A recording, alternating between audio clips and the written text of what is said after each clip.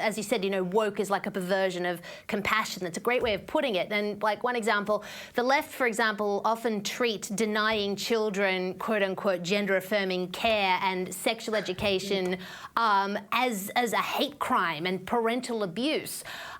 That's obviously a nonsense, but that's the narrative.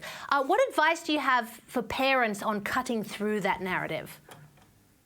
Yeah, absolutely. First of all, just know that if you are in a room and you're thinking something, you're not the only one thinking it. So take every opportunity that you can to have your voice heard in a kind and respectful way. But, say the stuff inside your head, say it out loud. Because I promise you, there are going to be other people that are around you who are going to say, oh, wow, I thought I was the only one. And then once you are able to grow, the mission statement of Moms for Liberty is unify, educate, and empower.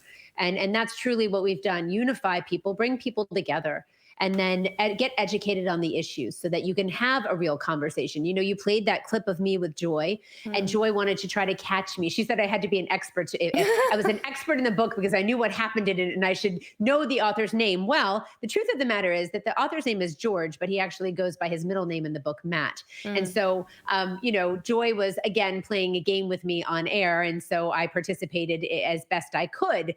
But the truth is that there are a lot of people that are going to want to try to make you feel stupid or silence you or jump on you if you make a mistake. So the best thing that you can do is really research an issue and get educated on these topics, on the issue of gender ideology. There are so many great organizations that do work around gender ideology. Do No Harm in America, Gen Spect in the UK, and then Coming to America Soon, as I understand it, and many others. A friend, Billboard Chris Elston at Billboard Chris. You can look him up and you can learn from him.